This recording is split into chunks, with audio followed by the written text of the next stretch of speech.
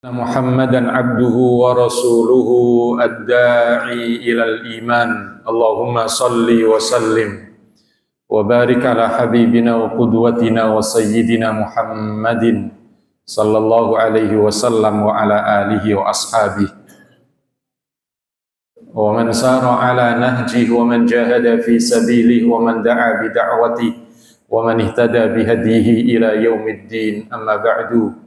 Allahumma ya Rabbana bika asbahna wa bika amsayna wa bika nahya wa bika namut wa ilaikan nusyur.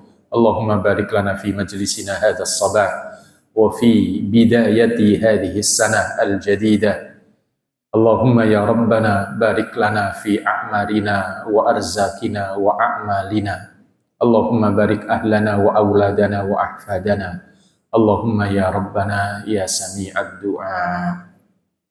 Al-Muhtaram, para masyayikh, para sesepuh, para guru kami, para asatidah, ustadzah, hujjaj, hajjah, Bapak Ibu, saudara-saudariku, jamaah salat subuh Masjid Hidayatullah. Semoga bimbingan dan hidayah Allah selalu tercurah pada kita yang ada di rumahnya yang diberi nama Hidayatullah. Apa kabar jamaah sekalian? Masya Allah, ketemu lagi setahun yang lalu. Hari ini ditanya apa kabar, jawabnya masih sama, alhamdulillah, semuanya pede. Masih ingatkah apa yang pernah kita telaah dari jawaban Imam Syafi'i? Ada yang masih ingat? Imam Syafi'i pagi-pagi dikunjungi oleh salah seorang muridnya yang terkenal, yakni Al-Imam Al-Muzani. Lalu Imam Muzani datang ke rumah kediaman Imam Syafi'i di Mesir tentunya. Setelah memberikan salam, maka kalimat yang pertama ditanyakan kepada Imam Syafi'i adalah Kaifa asbahta ya Aba Abdillah? Apa kabar pagi hari ini wahai Abu Abdillah? Julukan dari Imam Syafi'i. Maka Imam Syafi'i rahimahullah tidak langsung menjawab alhamdulillah seperti Bapak Ibu yang ada di Masjid Hidayatullah ini. Imam Syafi'i rahimahullah memandangi yang bertanya, terus dipandangi dengan tajam. Tiba-tiba wajah Imam Syafi'i memerah dan meneteskan air mata, baru memberikan jawaban, asbahtu anid dunya tarika. Pagi hari ini aku menjadi orang yang sebentar lagi akan meninggalkan dunia ini. Masya Allah. Apa kabar Bapak Ibu sekalian? Imam Syafi'i menangis bukan karena meninggal dunia, karena jelas dalam Al-Quran yang sering kita dengarkan, apalagi kalau ada orang yang berpulang ke rahmatullah, biasanya menyampaikan kullu nafsin dha'iqatul maut. Setiap jiwa pasti akan merasakan kematian. Dan jiwa waktu itu juga sudah kita angkat, jiwa itu perpaduan dari 4 unsur. 3 unsur ardi, 1 unsur samawi. Unsur ardi adalah fisik kita ini, minha khalaqnakum wa fiha nu'idukum wa minha nukhrijukum taratan ukhra. Kita dari tanah nanti akan kembali ke tanah dan dikeluarkan lagi dari tanah. Itu kita, fisik kita. Yang kedua adalah hati kita, yang ketiga akal pikiran kita. Ini unsur ardi. Dicipta oleh Allah Subhanahu wa taala, sudah ada itu semuanya. Kemudian diberikan listriknya. Diberikan unsur samawi adalah roh. Sehingga perpaduan 4 ini menjadi jiwa. Kullu nafsin dha'iqatul maut. Setiap jiwa pasti akan mengalami mati, yakni berpisahnya unsur ardi dan unsur samawi. Unsur bumi dan unsur langit berpisah, itu mati. Bukan masalah mati yang Imam Syafi'i meneteskan air mata, tetapi terbayang sungguh al-hayatu ba'dal maut, kehidupan setelah kematian yang amat sangat dahsyat. Kalau seorang misalnya tidak punya amal apa-apa di dunia ini, pasti penyesalannya luar biasa. Apa yang dikatakan? Allah abadikan kata-kata penyesalan itu dalam surat Al-Fajr yang biasa kita hafal. Di ayat ke-24 Allah berfirman, yaqulu ya laitani qaddamtu li hayati. Alangkah meruginya, alangkah menyesalnya aku coba kalau hidupku di dunia dulu aku gunakan untuk beramal soleh menghadapi hari yang seperti sekarang sulitnya dan dahsyatnya ini. Wah, menyesal banget. Itu baru mau kematian.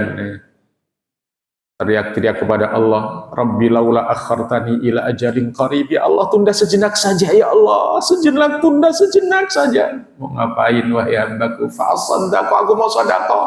Wa aku minas sholihin, dan aku mau jadi orang soleh. Masya Allah. Itu yang pertama Imam Syafi'i memberikan jawaban. Yang kedua ternyata masih memberikan jawaban lain. Wa an ikhwani mufariqah, dan pagi hari ini aku menjadi orang yang sebentar lagi akan berpisah dengan sanak saudara, dengan keluarga.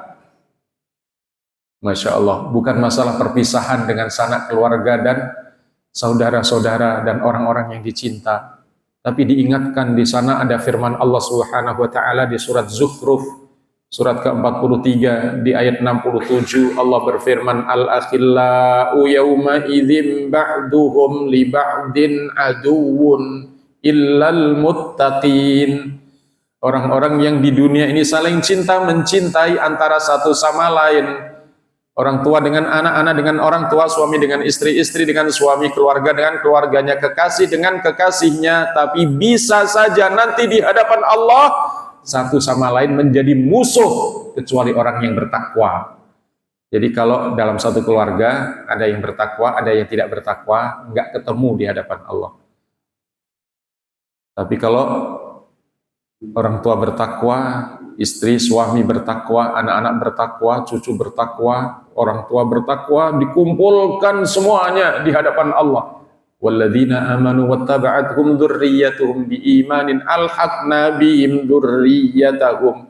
Orang-orang yang beriman diikuti oleh anak, cucu, semuanya beriman, keluarga beriman, bertakwa, diperjumpakan, dikumpulkan oleh Allah dalam naungan ridhonya. Jadi itu berat. Masih jawaban yang ketiga, wa ansu'i a'mali mulaqiyah, dan pagi hari ini aku menjadi orang yang akan diperlihatkan amal-amalku yang buruk. Masya Allah. Imam Syafi'i itu hidupnya semuanya untuk Islam, tapi begitu takutnya. Dan yang keempat masih memberikan jawaban, wa ilallahi warida wala adri ayu'maru bi ilal jannah am ilan nar. Dan hari ini aku menjadi orang yang sebentar lagi akan digiring oleh Allah. Aku tidak tahu apakah aku digiring menuju surga ataukah aku digiring menuju neraka. Allahu Akbar. Apa kabar Bapak Ibu saudara-saudariku sekalian? Halo. Alhamdulillah. Tapi jangan khawatir. Di tahun baru ini kita harus punya optimisme yang kuat untuk menjadi hamba Allah yang lebih baik. Begitu tema hari ini, menjadi Muslim, menjadi hamba Allah yang lebih baik dari hari kemarin. Katanya begitu panitianya. Jamaah sekalian dirahmati Allah, maka seorang sahabat pagi-pagi juga ketemu dengan Rasulullah SAW. Sebagian riwayat ada yang menyampaikan dari sahabat Mu'ad bin Jabal. Mu'ad bin Jabal ketemu dengan Rasulullah ba'da subuh begini, lalu kemudian Mu'ad bin Jabal radhiyallahu anhu menjabat tangan Rasulullah, lalu Rasulullah bertanya, kaifa asbahta ya Mu'ad, apa kabar pagi hari ini wahai Mu'ad?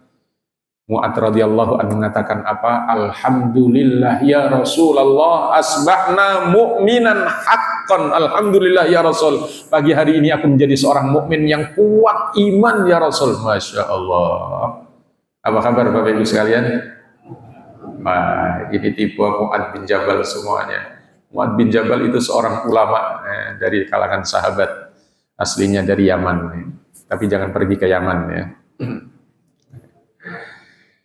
Jamaah sekalian dirahmati Allah, bagaimana kita menjadi hamba yang lebih baik dari hari kemarin? Ini sekali lagi tema yang dimintakan untuk kita sharing bersama. Jamaah sekalian dirahmati Allah, hari kemarin hidup kita sudah berlalu. Masing-masing kita semuanya sudah punya buku catatannya.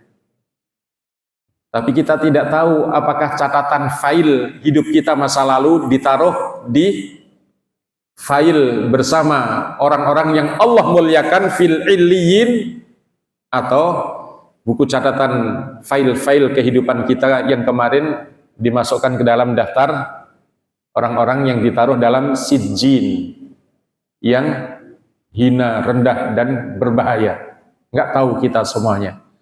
Tapi seorang muslim, sayangnya Allah pada kita ini luar biasa. Muslim mukmin ini dicinta, disayang oleh Allah. Meski banyak salah khilaf dosa. Mohon maaf. Mungkin di sini nggak ada yang punya dosa ya Pak. Ada yang punya salah khilaf dosa pada masa lalu Pak? Banyak kali ya, tapi mudah-mudahan kita semuanya sudah hapus. Allah berikan kesempatan pada kita untuk menghapusnya. Dengan apa? Dengan istighfar dan taubat. Maka alhamdulillah di perubahan tahun 1447 Hijriah menuju ke 1448 Hijriah ini, sebagian kita memperbanyak sholat, memperbanyak istighfar, memperbanyak taubat, membangun kesadaran, merencanakan masa lalu, dan sungguh indah. Intinya adalah hari kemarin qad madha, sudah berlalu. Dan kita diberikan kesempatan untuk istighfar dan taubat, itu saja. Tapi perhatikan, istighfar dan taubat kita tidak menghilangkan catatan masa lalu. Contohnya begini, Bapak Ibu pernah mungkin menulis di kertas dengan bolpen, kemudian salah, kemudian ngambil tip X di tip X, hilang nggak Pak? Hilang, bukan hilang, tertutup. Makanya Rasulullah menyampaikan at-taubatu au kama fil hadis. At-taubatu tajubbu ma qablaha. Taubat itu menutup seluruh salah khilaf dosa masa lalu. Ini kaitannya dengan seorang sahabat yang Allah Subhanahu wa taala di antara turunkan ayat surat Az-Zumar ayat 53. Qul ya ibadiyalladzina asrafu ala anfusihim la taqnatu mir rahmatillah innallaha yaghfirudz dzunuba jami'a innahu huwal ghafurur rahim. Katakan wahai Rasulullah kepada hamba-hambaku, ya ibadiyalladzina asrafu ala anfusihim, wahai hamba-hamba Allah yang telah jauh berbuat dosa, maksiat, meninggalkan Allah, terlalu jauh. La taqnatu mir rahmatillah, jangan berputus asa dari rahmat Allah. Sebagian ahli tafsir menyampaikan ayat ini turunnya berkenaan dengan seorang sahabat yang pernah membunuh paman Rasul, membunuh Hamzah radhiyallahu an. Pada tahun ketiga Hijriah, ada seorang wanita, yang dahsyat ini wanita. Namanya Hindun, sebelum masuk Islam tentunya. Menyewa seorang budak hitam, budak bayaran. Untuk apa? Khusus membunuh Sayyidina Hamzah. Karena dia pintar memanah. Kalau bisa dimerdekakan. Wah. Akhirnya apa? Masuk dalam perang Uhud, hanya melihat mana yang namanya Hamzah. Hamzah berada di atas bukit Rumat itu. Langsung dipanah dan terjatuh. Setelah itu dikejar. Kata Hindun, belah dadanya, ambil jantungnya. Dibelah dadanya, diambil jantungnya, diberikan kepada Hindun, kemudian dikunyah-kunyah. Untuk melepaskan dendamnya. Nah, sejak saat itu dibebaskan, dimerdekakan itu Wahsy. Akhirnya sampai terus berjalan sampai tahun ke-8 Hijriah, Rasulullah Shallallahu Alaihi Wasallam membebaskan kota Makkah, takluk di bawah Rasulullah dan di bawah Islam. Akhirnya apa? Sayyidina Wahsy juga masuk Islam, Hindun masuk Islam. Tapi setelah masuk Islam, Sayyidina Wahsy setiap hari menangis terus karena mengingat dosanya terlalu besar. Nangis terus. Apakah Allah ampuni? Selalu ingin bertemu dengan Rasulullah, tapi Rasulullah menjaga jarak dulu. Karena masih khawatir kalau teringat masa lalu. Karena bagaimanapun dia sudah Islam. Tapi bagaimana dosa yang begitu besarnya sulit rasanya untuk dilupakan. Maka nangis terus. Sampai kalau sholat itu berusaha di belakang Rasulullah, sehingga kalau Rasulullah salam assalamualaikum bisa melihat bisa melihat Wahsy, tapi ternyata tidak juga. Akhirnya turunlah firman Allah, qul ya ibadiyalladzina asrafu ala anfusihim la taqnatu mir rahmatillah innallaha yaghfirudz dzunuba jami'a. Jangan putus asa dari rahmat Allah. Sungguh Allah mengampuni seluruh dosa. Innahu huwal ghafurur rahim. Dia Allah Maha Pengampun lagi sayang kepada hamba-hambanya yang bertaubat. Masya Allah. Kalau ayat ini turun disampaikan oleh Rasulullah kepada Wahsy dan Wahsy menangis senangnya luar biasa. Akhirnya Rasulullah menyatakan, kama fil hadis, yakni at-taubatu tajubbu ma qablaha, bahwa taubat itu menutup seluruh dosa salah khilaf yang sebelumnya. Hari kemarin kita belum tahu.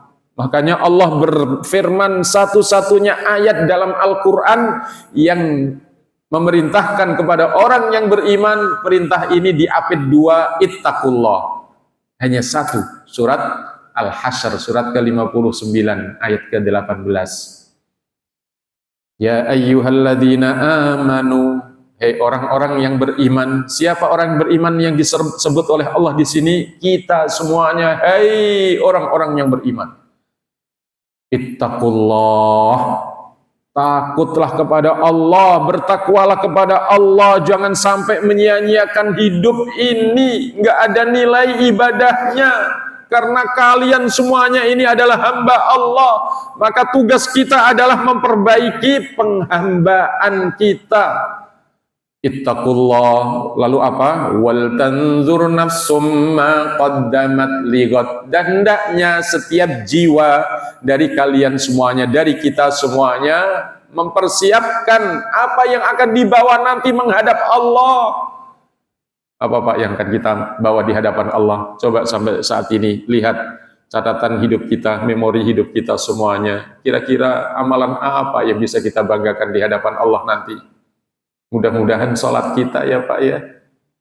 Tapi sholat kita, ya Allah, kadang tidak khusyuk, kadang tidak sempurna, tapi semoga Allah ampuni. Lalu apalagi haji kita, ada yang sudah pulang dari haji?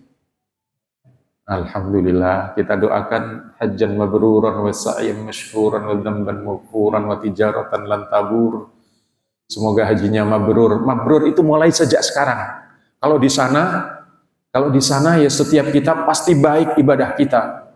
Wah, di sana itu Masya Allah, semuanya orang sama tujuannya. Ingin menjadi haji yang mabrur. Tapi mabrur itu bukan di sana. Mulai dari sini, setelah ini kita kembali ke Indonesia lagi, banyak tantangan lagi. Malas-malasan juga kadang ada. Masya Allah banyak sekali. Bagaimana kita bisa istiqomah? Bukan satu istri satu kontrakin rumah, bukan itu maksudnya. Bagaimana kita bisa istiqomah untuk seperti kita saat berada di sana. Kita pertahankan sampai detik ajal. Itulah mempertahankan mempertahankan kemabruran itu berat. Apa yang kita banggakan nanti kira-kira di hadapan Allah, apakah haji kita, ataukah infak sedekah kita, ataukah bersama Al-Quran kita, ataukah qiyamul lail kita, ataukah bakti kita kepada kedua orang tua, ataukah bagusnya kita mendidik anak-anak kita, ataukah santunnya kita laki-laki pada suami untuk bisa mengarahkan, untuk bisa mengajak istri-istri kita, istri-istri karena kita ya. Jamaah sekalian dirahmati Allah. Karena Allah Subhanahu wa taala ingatkan, ya ayyuhalladzina amanu qu anfusakum, wahai orang-orang yang beriman, qu anfusakum wa ahlikum, khususnya para suami. Suami, qu anfusakum wa ahlikum, dan istrimu. Jaga wahai suami, istrimu, jaga dirimu dan istrimu dari siksa api neraka. Masya Allah, jamaah sekalian dirahmati Allah. Hari kemarin kita belum tahu, dan itu masih gelap. Kita rencanakan di awal tahun ini, rencanakan apa? Menjadi orang yang lebih baik dari kemarin. Kata panitia begitu, untuk menjadi manusia yang lebih baik dari kemarin. Untuk menjadi manusia yang lebih baik dari kemarin itu ukurannya dalam sebuah kalimat hikmah, atau mungkin asar dari sahabat, atau asar dari tabi'in. Kita pernah mendengarkan, man kana yaumuhu khairan min amsihi fahuwa rabih. Ukurannya kita menjadi yang lebih baik itu kalau hari ini kita lebih baik dari kemarin. Kita lebih rajin sholat kita lebih rajin sedekah kita lebih rajin dekat kita dengan Al-Quran, kita lebih rajin qiyamul lail, kita lebih rajin untuk silaturahim, kita lebih ini. Kalau hari kemarin, hari ini lebih baik dari kemarin, fahuwa rabih, dan kita beruntung. Wa man kana yaumuhu sawa'an min amsihi fahuwa maghbun. Kalau kita hari ini sama dengan kemarin, kita tertipu. Bagaimana tertipu? Kita ini kan pedagang, Pak. Mana Pak Ustadz? Saya ini pegawai, bukan pedagang. Iya, tersalahlah. Kita ini pedagang, berdagang dengan Allah. Kita pebisnis, berbisnis dengan Allah. Innallaha ashtara minal mu'minina anfusahum. Dalam surat At-Taubah ayat 111. Innallaha ashtara minal mu'minina anfusahum wa amwalahum bi anna lahumul jannah. Sungguh Allah membeli dari kita orang-orang yang beriman. Apa yang dibeli oleh Allah dari kita? Anfusahum, jiwa raga kita, apalagi wa amwalahum, dan harta kekayaan kita. Dibeli dengan apa oleh Allah? Bi anna lahumul jannah. Dibeli oleh Allah dengan surga. Masya Allah. Kita ini dibeli oleh Allah dengan surga. Caranya bersungguh-sungguh untuk membangun amal soleh kita. Jamaah sekalian dirahmati Allah, itu yang akan datang. Hari kita yang ketiga adalah sekarang ini, al-yaum now, sekarang ini milik kita. Inilah yang milik kita. Jamaah sekalian dirahmati Allah, hari ini di awal tahun tanggal 1 Muharram 1448 Hijriah, kita masih diberikan sehat walafiat, segar, bugar, tegar, sabar, mudah-mudahan biar urusan kita lancar insya Allah. Bapak Ibu yang dirahmati Allah, lalu bagaimana langkah-langkah untuk menjadi lebih baik dari kemarin? Halo? Bagaimana kita agar bisa lebih baik dari kemarin? Rasulullah sampaikan minimal 5 atau 6 hal. Oh, banyak banget Pak Ustadz. Ya sudah, seberapa pun nyampainya nanti. Yang pertama adalah tafaqquh fiddin. Yang pertama adalah tafaqquh fiddin. Kenapa enggak tafaqquh? Tafaqquh itu perintah. Kalau tafaqquh itu masdar, artinya memahami, mendalami, dalami, kaji ilmu agama Islam ini, kaji yang lebih baik dari kemarin. Misalnya kita malas-malas datang ke majelis taklim, sekarang jangan. Kenapa? Karena Masya Allah, orang berilmu dengan orang yang berilmu itu beda di hadapan Allah, beda. Makanya Rasulullah menyatakan, man yuridillahu bihi khairan. Barang siapa yang dikehendaki oleh Allah baik, perhatikan, baik menurut Allah. yufaqihu fid din, dia diberikan kefahaman yang baik terhadap agamanya. Karena ahli ibadah dengan ahli ilmu itu beda. Makanya ada sebuah kalimat dari para ulama-ulama kita, faqihun wahidun asyaddu ala syaitani min alfi abidi. Satu orang yang berilmu itu lebih ditakuti oleh setan dan kawan-kawannya daripada 1000 ahli ibadah. Jadi ada orang yang ibadahnya rajin, bukan ibadah rajin, tapi ilmunya ya sekedar ilmu untuk ibadah saja. Dengan orang yang berilmu, yang ilmunya terhadap Al-Qur'annya baik, terhadap sunnahnya baik, terhadap muamalahnya baik, punya ilmu semuanya, maka itu lebih ditakuti oleh setan dan kawan-kawannya. Makanya kalau ada orang berilmu itu Masya Allah, setan dari dari jenis jin. Nah, kalau dari jenis jin gampang, cuman kita membaca a'udzubillahi minasyaitonirrajim, pergi. Tapi kalau setan dari jenis satu lagi, minal jinnati wan nas, dari jenis manusia, Masya Allah, kita bacain ayat kursi pun tidak mempan, kecuali kalau kita lempar dengan kursi, kira-kira begitu. Jamaah sekalian dirahmati Allah, tafaqquh fiddin, kaji ilmu agama. Dari yang pertama adalah Al-Quran. Usia-usia kita semuanya, jamaah sekalian dirahmati Allah, manfaatkan sebaik-baiknya. Duduk kita banyak zikir. Karena apa? Zikir itu yang menghidupkan hati, zikir itu menghidupkan pikiran, zikir itu mencerdaskan perasaan. Begitu. Ala bi dzikrillahi tatmainnul qulub. Ketahuilah dengan zikir kepada Allah hati ini menjadi tenang. Makanya seorang datang kepada Rasulullah lalu bertanya, "Ya Rasulullah, qad kasurat ta'alimul Islam alayya."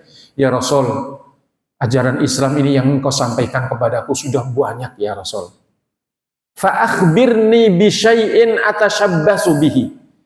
Maka ya Rasul, berikan satu saja ya Rasul pesan darimu yang aku akan pegangi selama hidupku ya Rasul. Aku akan amalkan selama hidupku ya Rasul. Rasulullah apa pesannya?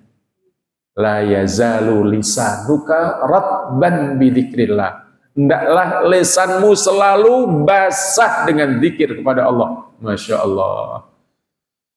Jamaah sekalian dirahmati Allah. Jadi yang pertama, untuk menjadi lebih baik, kita menjadi manusia yang lebih baik dari kemarin, yang pertama adalah perbaiki pemahaman kita terhadap Islam. Kenapa?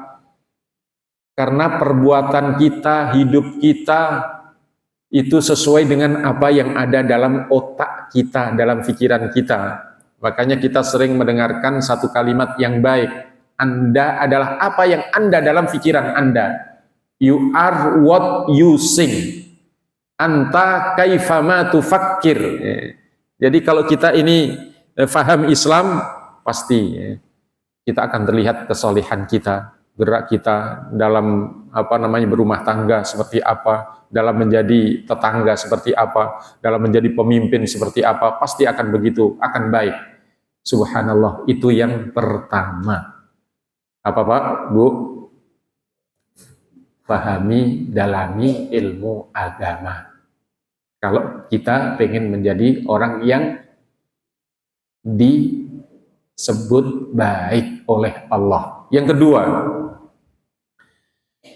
kedua, wah ini siapapun kita, baik kita presiden, baik kita wakil presiden, kita gubernur, kita wali kota, kita bupati, kita camat, kita lurah, kita RW, kita RT, siapapun kita, atau kita orang biasa-biasa saja, bila kita ingin menjadi manusia yang baik dan lebih baik, maka yang kedua adalah hiduplah bersama Al-Quran. Karena Rasulullah menyampaikan khairukum man ta'allamal Qur'ana wa 'allamah. Sebaik-baik kalian adalah yang selalu belajar Al-Quran dan mengamalkannya atau mengajarkannya. Masya Allah. Bagaimana kita bisa hidup bersama Al-Quran? Halo? Halo, apakah kita pengen hidup bersama Al-Quran? Syaratnya apa Pak? Hidup bersama itu syaratnya apa? Bapak-bapak punya istri, ibu-ibu punya suami, syarat bisa hidup satu rumah apa Pak, Bu? Halo? Suami istri bisa hidup bersama, syaratnya apa Bu, Pak? Nikah. Kok bisa nikah? Kenapa kok bisa nikah? Cinta katanya, Masya Allah. Emang begitu Bu ya? Ada yang dipaksa oleh orang tua zaman dulu? Ada ya, Masya Allah. Tapi lama-lama cinta enggak Bu? Terpaksa.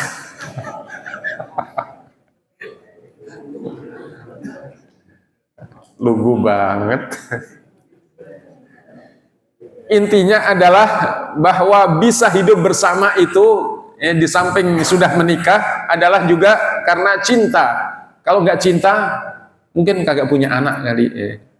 Makanya Allah Subhanahu Wa Taala nyatakan wa min ayatihi an khalaqalakum min anfusikum azwaja litaskunu ilaiha. Diciptakan di sisi kita laki-laki adalah istri untuk apa? Litaskunu ilaiha, agar kita menjadi tenang pikiran kita, nggak toleh kiri kanan. Makanya kalau sudah ada bersuami beristri kemudian masih toleh kiri kanan, wah, melihat rumput tetangga lebih baik, lebih hijau, oh berarti itu yang dilihat rumput sintetis kali ya. Karena kalau rumput beneran dia pasti ada menguningnya, ada apa gitu ya, ada keringnya. Ya mas sekalian dirahmati Allah, litaskunu ilaiha, di sini di pikirannya ya, sudah tenang. Wa ja'ala bainakum mawaddah. Mawaddah itu adanya di bawah pusar ke bawah. Itu mawaddah. Untuk apa mawaddah? Biar bisa beranak pinak, beranak berketurunan, ada keturunan. Itu mawaddah, cinta birahi namanya. Taskunu ilaiha wa ja'ala bainakum mawaddah wa rahmah. Rahmah itu adanya di dada kita. Makanya kalau rahmah itu biasanya munculnya kalau setelah usia-usia tua. Sudah enggak melihat fisik lagi. Sudah tua-tua, udah enggak melihat fisik kan Pak ya. Ya fisiknya juga begitu ya. Yang bapak-bapaknya menjadi begitu, udah kendor semuanya, udah gitu. Ibu-ibunya juga sama. Enggak melihat fisik tapi di sini kasih sayang itu luar biasa. Nah, begitu maha besar Allah Subhanahu Wa Taala. Bahwa bagaimana kita bisa mencintai Al-Quran? Tanda cinta itu mungkin sudah kita pernah sampaikan, minimal 5 hal oleh pakar cinta. Pakar cinta memberikan tanda-tanda cinta itu diantaranya 5. Nanti kita terapkan pada diri kita. Adakah diri kita cinta Al-Quran? Bapak Ibu cinta Al-Quran enggak Pak? Bu? Nah, pengakuan ini perlu bukti. Yang pertama, apa tanda cinta? Yang pertama adalah hubbun nazar ilaihi. Senang kalau melihat. Masya Allah. Cinta itu senang kalau melihat. Tapi kalau melihat nggak senang, pasti itu nggak cinta. Cinta itu melihat senang banget. Hanya baru melihat kerudungnya saja, baru melihat peci putihnya saja, udah beda. Itu cinta itu begitu. Melihat apa saja kayaknya indah banget, senang. Makanya Rasulullah sampaikan gimana? Dari tanda wanita yang salihah, idza nazarta ilaiha sarratka.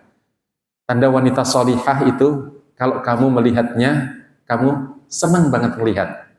Oh, begitu ya. Jadi senang melihat. Yang kedua, asyauq ilaihi mata ba'uda. Rindu sekali kalau jauh. Rindu pokoknya.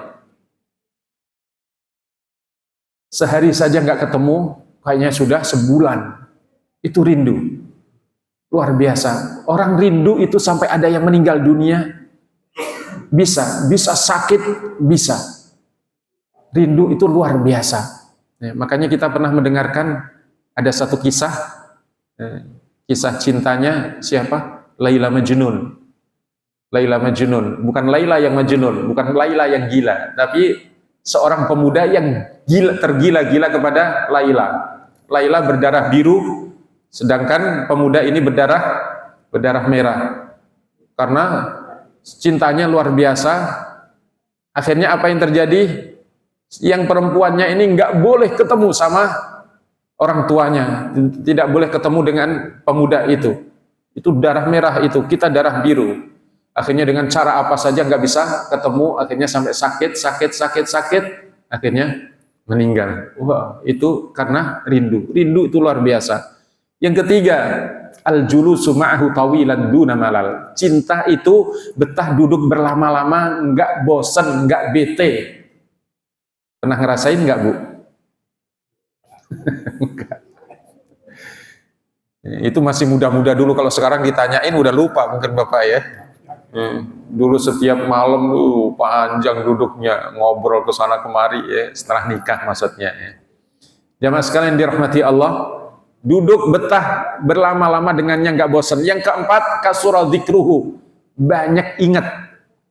Mau mandi ingat dia, mau makan ingat dia, mau tidur ingat dia, itu cinta. Kalau sekarang masih ingat nggak, Bu? Ya Rob. Yang kelima adalah ta'atuhu, mau saja disuruh apa saja, orang yang cinta itu mau. Innal muhibba liman yuhibbuhu muti'u. Orang yang cinta itu disuruh apa saja oleh yang dicintai, mau saja. Coba, 5 ini tanda cinta pada kita. Adakah bersemayam dalam dada kita terhadap Al-Quran?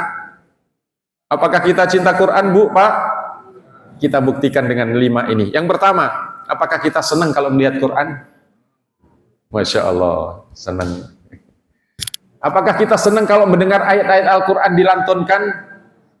Senang. Nggak usah dijawab, Pak.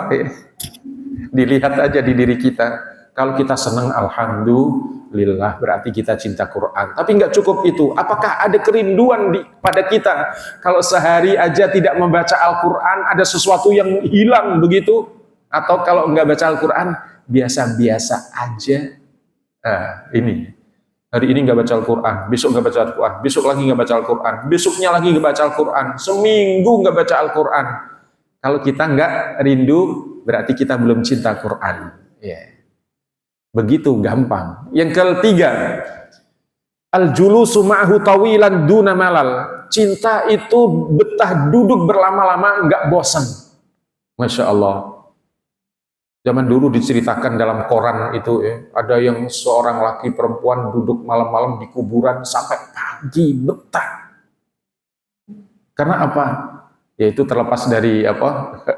Dari benar salahnya, yang jelas itu salah ya. Jamaah sekalian dirahmati Allah, bagaimana kita dengan Al-Quran? Apakah betah duduk berlama-lama?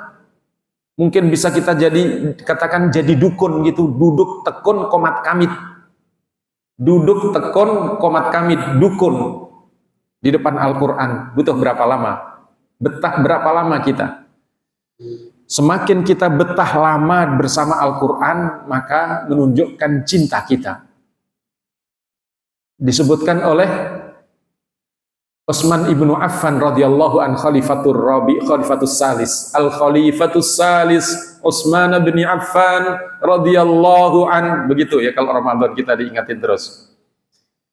Beliau mengatakan, lau tahurat qulubukum lama syabi'tum min kalami rabbikum. Kalau kamu ini hatimu sehat, jiwamu segar, maka kamu tidak pernah akan bosan dengan Al-Quran.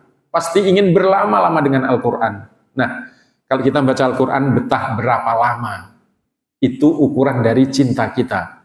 Yang keempat, apakah kita selalu ingat dengan Al-Quran? Karena cinta itu katanya selalu ingat.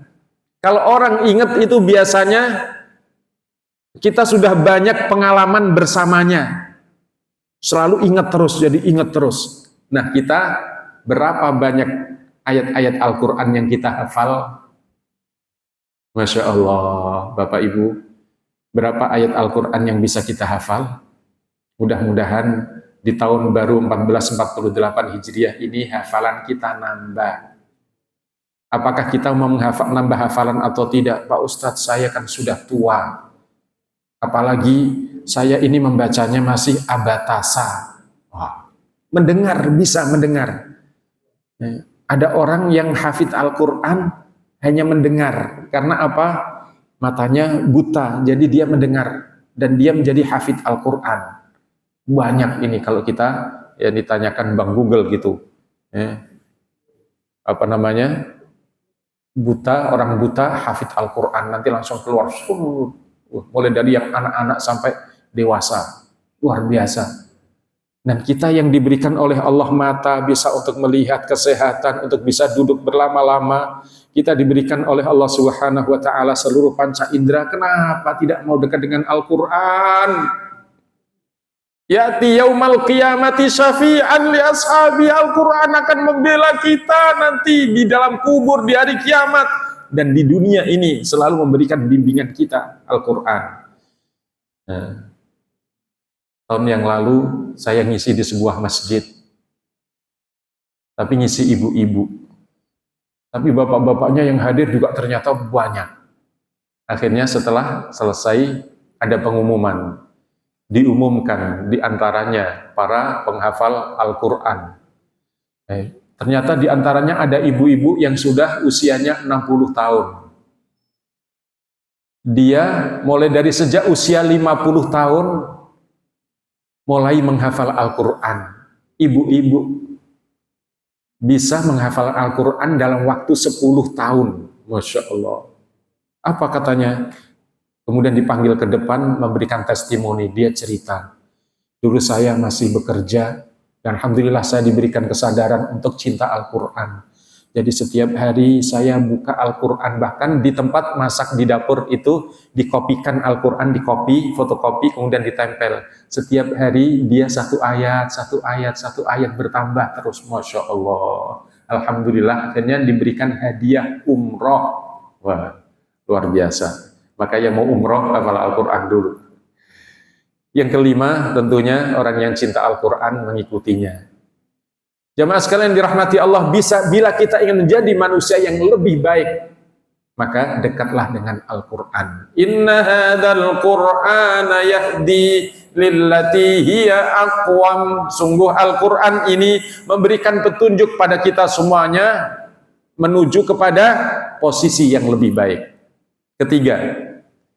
Yang ketiga apa? Untuk menjadi orang yang lebih baik, Rasulullah sampaikan, khairukum li ahli wa ana khairukum li ahli.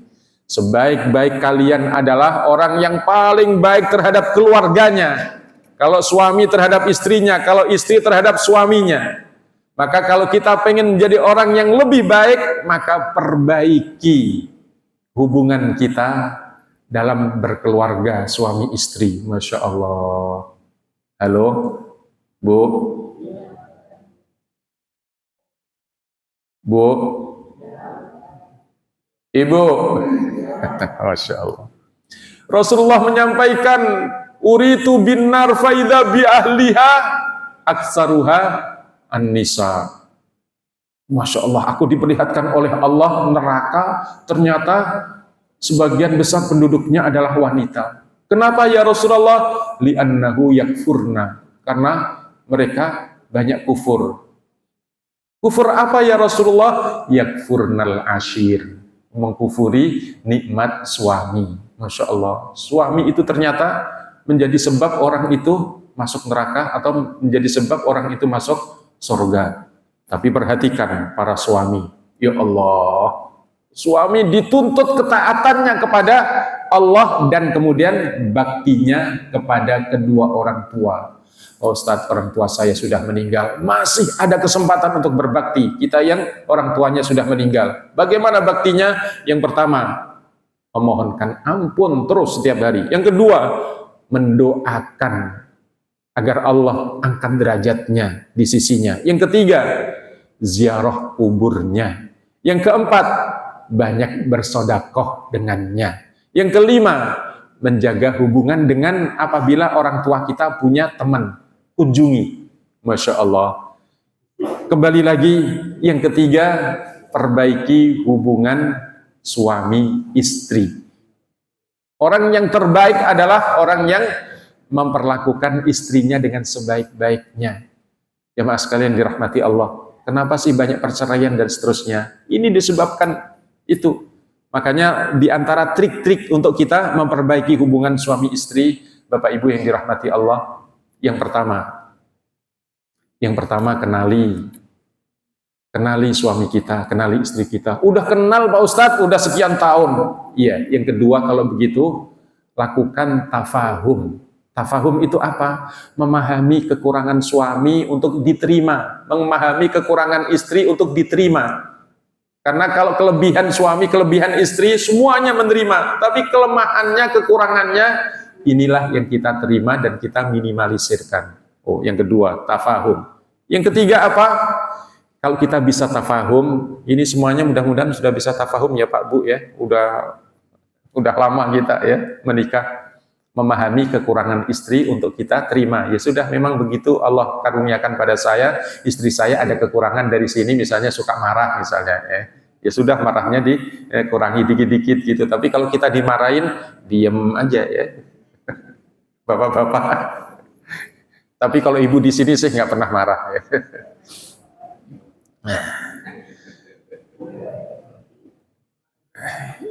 Yang ketiga, kalau kita bisa tafahum, maka pasti akan lahir tawasud. Tawasud itu adalah setiap suami atau istri berusaha untuk berbuat terbaik untuk masing-masing dan untuk keluarganya. Setelah tawasud, maka akan lahirlah apa? Tarohum. Akan lahirlah tasamuh. Tasamuh itu berlapang dada, luas pikiran. Kalau istrinya salah, ya nggak apa-apalah. Suaminya salah, ya dimaafin dah. Begitu, jadi tidak ada dendam. Kemudian yang kelima, tarohum. Kalau kita bisa ta'aruf, tafahum, tasamuh, tawasud, dan yang kelima adalah tarohum. Saling merahmati, saling menyayangi, sampai tua, ya, sampai kembali kepada Allah. Itu yang ketiga. Yang keempat Rasulullah sampaikan pada kita, khairun nas gimana Pak Bu? Anfa'uhum linnas. Kun nafi'an li ghairika. Jadilah Anda, saya, saudara, dan kita semuanya ini memberikan manfaat setiap orang yang ada di sekeliling kita. Seberapa besar kebaikan kita adalah seberapa besar keberadaan kita memberikan manfaat kepada orang yang ada di sekeliling kita, mulai dari keluarga kita, anak-anak kita, tetangga kita, teman-teman kita, jamaah kita, dan seterusnya. Sampai hari ini, apa yang kita pernah lakukan? Itu yang keempat. Yang kelima,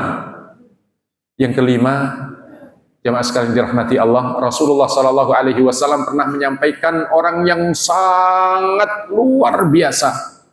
Siapa? Seorang sahabat kaya raya, ganteng, tapi apa?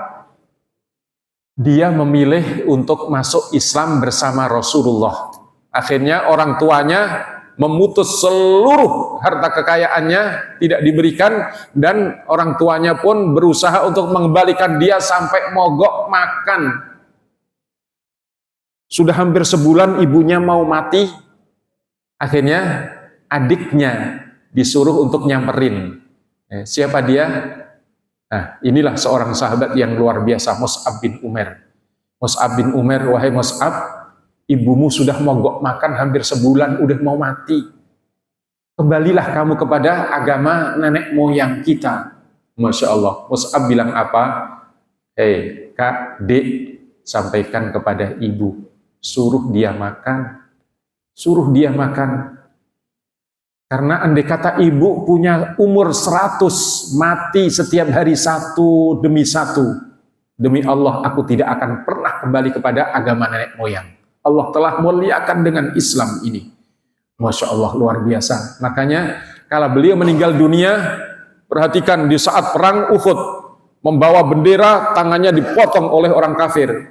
Bendera dipegang oleh tangan kirinya, dipotong lagi oleh orang kafir.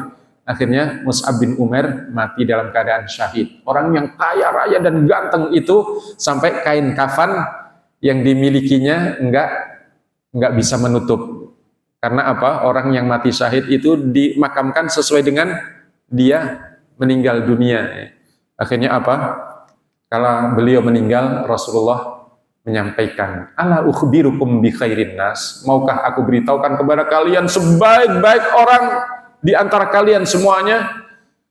Ajal ya Rasulullah, kata para sahabat. Iya ya Rasulullah. Maka 3 sifat yang Rasulullah sebutkan. Sebaik-baik orang adalah man dzakkarakum billahi ru'yatuhu. Pertama, sebaik-baik orang adalah apabila engkau melihat orang itu, maka engkau langsung ingat Allah. Jadi kalau ada di tengah-tengah kita, kalau kita melihat misalnya siapa ya, kita melihat gitu, Masya Allah, langsung ingat pada Allah ya, karena kesalihan dia, kemudian baiknya dia ya, gitu ya. Jadi orang yang selalu mengingatkan kepada Allah itu adalah orang yang baik di antara kita. Yang kedua, wazadakum fi ilmikum mantikuhu, dan orang yang apabila engkau melihatnya, engkau bertambah dengan apa yang dia katakan. Karena Mus'ab bin Umar itu adalah orang yang soleh, orang sahabat yang soleh, yang luar biasa. Orang yang terbaik di antara kalian adalah apa yang dikatakan mengingatkanmu kepada Allah. Yang ketiga, siapa orang yang paling baik di antara kalian semuanya? Yang ketiga adalah wa zadakum wa dzakkarakum man dzakkarakum billahi ru'yatuhu wa zadakum fi ilmikum mantikuhu wa dzakkarakum billahi amaluhu. Dan apabila yang ketiga adalah apabila kita melihat apa yang dilakukan oleh orang itu dalam amal-amalnya, kita semakin ingat Allah Subhanahu wa taala, semakin ingat akhirat, maka itu adalah orang yang terbaik di antara kita. Nah, jamaah sekalian dirahmati Allah, itulah di antara langkah-langkah 5 hal menjadi orang terbaik atau menjadi orang yang lebih baik daripada hari kemarin. Semoga di awal tahun 1448 Hijriah ini kita dapat mengamalkan 5 hal ini. Yang pertama adalah mendalami ilmu agama Islam. Yang kedua, hidup bersama Al-Quran. Yang ketiga, perbaiki hubungan kita dengan keluarga, suami, istri, istri, suami, kepada anak-anak. Yang keempat, menjadi orang yang bermanfaat dalam hidup ini. Yang kelima ada 3 tadi. Yang pertama adalah apabila orang lain melihat kita, orang lain itu ingat Allah. Yang kedua, kalau kita mengucapkan kata-kata, orang itu bertambah ilmunya.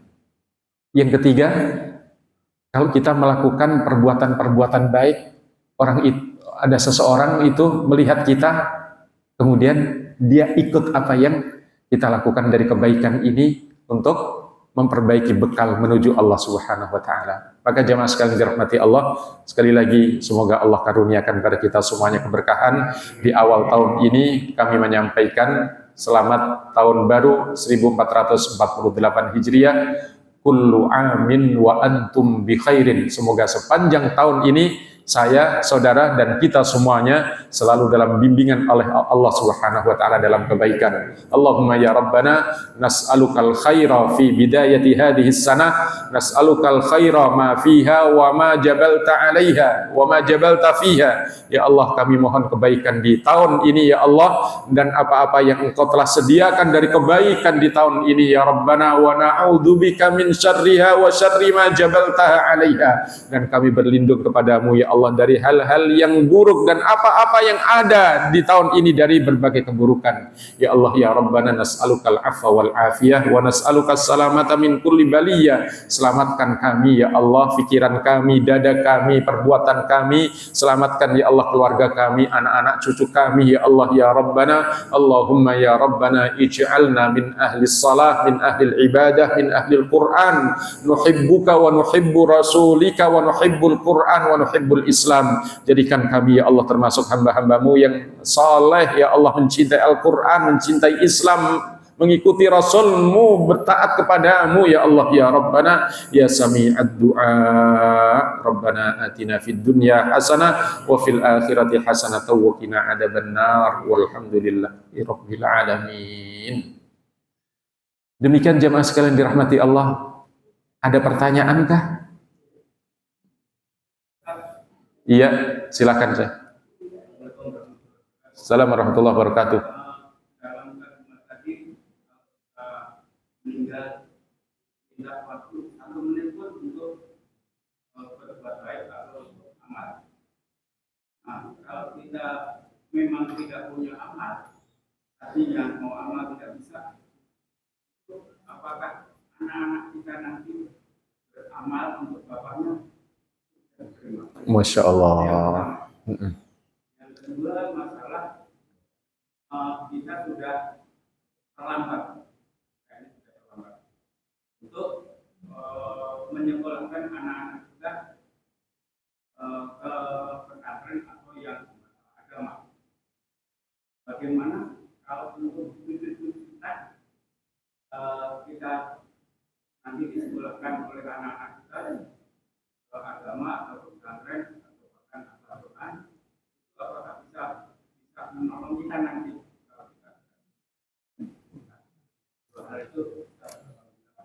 Masya Allah. Waalaikumsalam warahmatullahi wabarakatuh. Bapak Ibu yang dirahmati Allah, kalau kita sudah sudah terlewat masa lalu kita, karena kita kurang menyadari ternyata hidup ini butuh bekal yang banyak. Tapi selama ini ternyata kita sibuk terus dengan pekerjaan kita, sibuk terus sehingga sholat pun kadang-kadang bolong-bolong. Bahkan yang baca Al-Quran pun sampai tua kagak bisa baca Al-Quran. Tapi bagaimana kemudian di usia tua kita sadar, alhamdulillah masuk tahun 1448 ini kita sadar, iya ya Allah. Akhirnya apa? Kita carikan anak-anak kita tempat untuk mendalami Islam, mengkaji Islam, mungkin di pesantren atau di mana. Akhirnya dia menjadi anak soleh. Apakah kita bisa menambal diri kita dari kekurangan-kekurangan yang begitu banyaknya? Karena nggak mungkin kalau waktu sudah dekat ini kemudian kita baru belajar yang nggak banyak yang bisa kita capai. Apakah memberikan manfaat pada kita? Masya Allah. Inilah amal yang harus kita bangun saat ini, yang harus kita perhatikan benar-benar amal unggulan ini. Dan amal unggulan itu adalah diantaranya menyiapkan anak-anak kita, cucu-cucu kita untuk memahami Islam. Pasti dia akan mendoakan kita, luar biasa.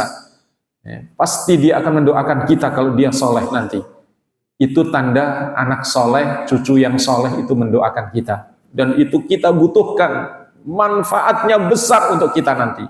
Makanya Nabiullah Zakaria menangis di hadapan Allah setiap malam sampai menyatakan, inni khiftul mawaliya wa inni khiftul mawaliya min warai wa kanat imraati aqira fahabli min ladunka waliya yarisuni wa yarisu min ali yaqub waj'alhu rabbi radiya. Ya Allah, aku nggak punya anak, ya Allah, istriku sudah tua, mandul, dan aku juga sudah tua, ya Allah, maka berikan anak keturunan, ya Allah, yang akan melanjutkan perjuangan kami nanti, mengirimkan kebaikan-kebaikan pada kami nanti, ya Allah.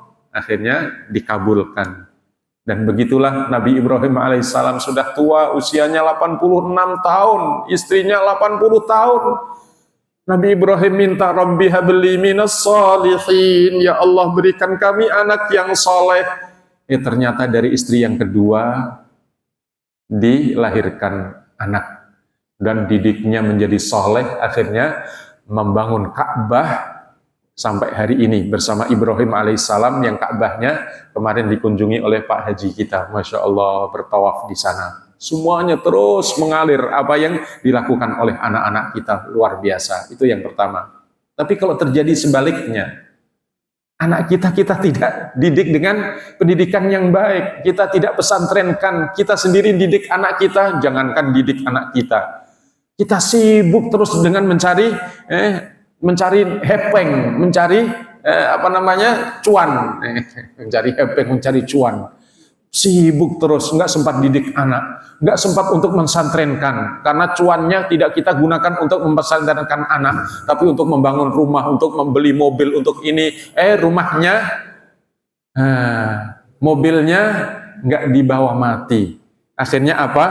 Nyesel dia sudah kembali dan anaknya nggak mengerti Islam. Tapi akhirnya apa?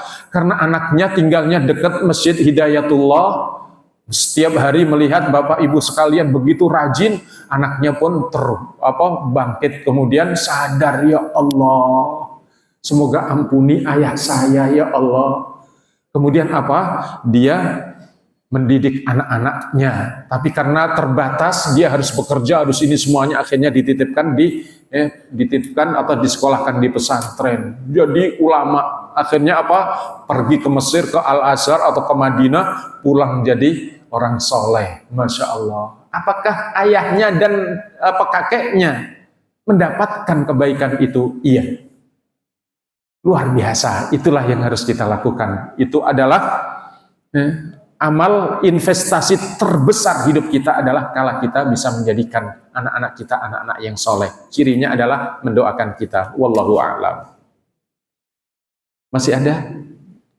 Cukup? Alhamdulillahirabbil alamin. Kita akhiri dengan kafaratul majlis. Subhanakallahumma wa bihamdika asyhadu an la ilaha illa anta astaghfiruka wa atubu ilaik. Walhamdulillahirabbil alamin. Assalamualaikum warahmatullahi wabarakatuh.